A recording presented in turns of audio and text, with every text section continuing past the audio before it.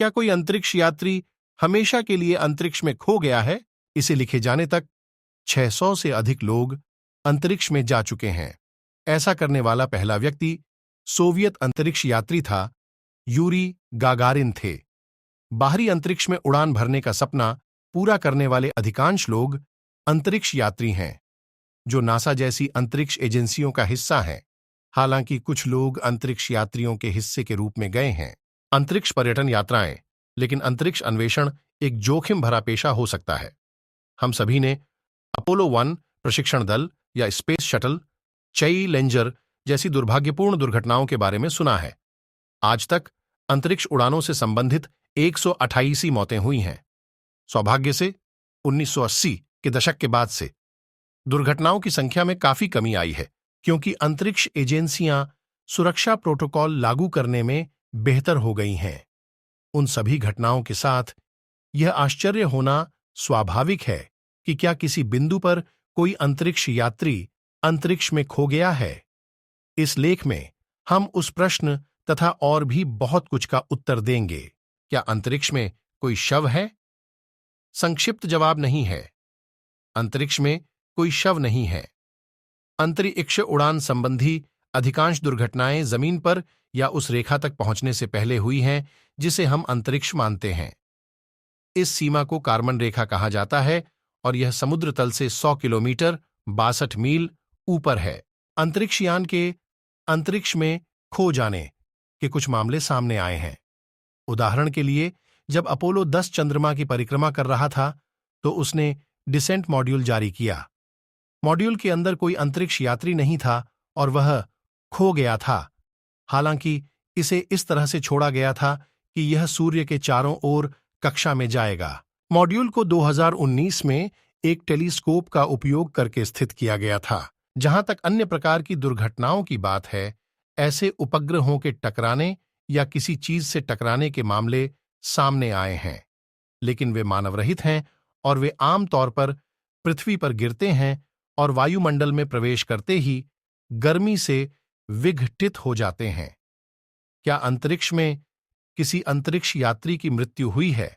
अंतरिक्ष में वास्तव में होने वाली एकमात्र दुर्घटना 1971 में हुई थी, जब सोयुज 11 के कैप्सूल का दबाव सैल्यूट 1 अंतरिक्ष स्टेशन से वापस आते समय कम हो गया था। इसके परिणाम स्वरूप चालक दल के सभी 3 सदस्यों जॉर्जी डोब्रोवोल्स्की, व्लादिस्लाव वोल्कोव और विक्टर पाटसायेव की मृत्यु हो गई। क्योंकि कैप्सूल पहले से ही वापस आ रहा था और पुनः प्रवेश के लिए तैयार था, इसने पृथ्वी पर उतरना जारी रखा और समुद्र में गिर गया। तीनों शव बरामद कर लिए गए। अंतरिक्ष में मरने वाले लोगों का यह एकमात्र मामला है। खोए हुए अंतरिक्ष यात्री। खोए हुए अंतरिक्ष यात्री 1960 के दशक का एक प्रसिद्ध षड्यंत्र सिद्धांत है। सिद्धांत बताता है कि यूरी गगारिन द्वारा अंतरिक्ष की यात्रा का पहला सफल प्रयास करने से पहले सोवियत ने गुप्त रूप से अन्य पिछले प्रयास किए थे। उन प्रयासों के परिणाम स्वरूप अंतरिक्ष में एक दुर्घटना हो सकती थी जिसमें अंतरिक्ष यात्रियों की मृत्यु हो जाती और सोवियत संघ ने पूरी बात छिपा दी होती। इस बात पर विश्वास करने के लिए बहुत कम या कोई सबूत नहीं है कि लॉस्ट कॉस्मोनॉट्स सिद्धांत सच है। उस युग के बहुत सारे सोवियत दस्तावेजों को अवर्गीकृत कर दिया गया है और ऐसा कुछ भी नहीं है जो सिद्धांत का समर्थन करता हो। अंतरिक्ष में खो गए जानवर। अब जब हम जानते हैं कि कोई भी मानव शरीर लक्ष्यहीन रूप से अंतरिक्ष में नहीं तैर रहा है, तो जानवरों के बारे में क्या ख्याल है? 1950 के दशक में मनुष्यों को अंतरिक्ष में भेजने से पहले सोवियत और अमेरिकी एजेंसियों दोनों ने जानवरों का उपयोग करके एक अंतरिक्ष यान के अंदर जीवित प्राणी को जीवित रखने का पहला प्रयास किया था। अमेरिका ने V2 ब्लॉसम रॉकेट में अल्बर्ट आई नामक बंदर को भेजा, जबकि सोवियत ने स्पुतनिक 2 उपग्रह के साथ प्रसिद्ध कुत्ते लाइका को भेजा। दुर्भाग्य से उन दोनों सहित कुछ जानवर अंतरिक्ष में मर गए। चूंकि वे सभी अपने कैप्सूल के अंदर रहते हुए गुजर गए और उनके सभी कैप्सूल पृथ्वी पर वापस आ गए, सभी शव बरामद कर लिए गए। अपनी राख अंतरिक्ष में भेज रहा हूं। अंतरिक्ष में तैरते मानव शरीरों के सबसे करीब कुछ लोगों के दाह संस्कार की राख है, जिन्हें ब्रह्मांड में फैलाने के स्पष्ट उद्देश्य से भेजा गया है।